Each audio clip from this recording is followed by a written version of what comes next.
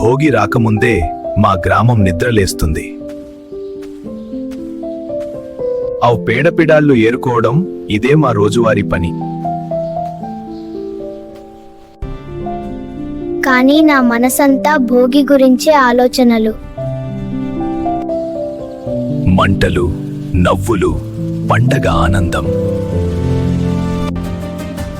స్నేహితులు కలిస్తే ప్లాన్లు మొదలవుతాయి.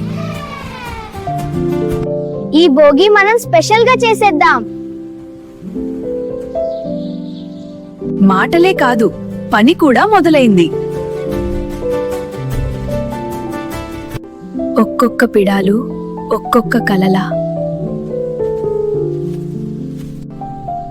ఇప్పుడు ఎదురు చూపులే మిగిలైతన. ఎందుకంటే భోగి కలలతోనే మొదలవుతుంది.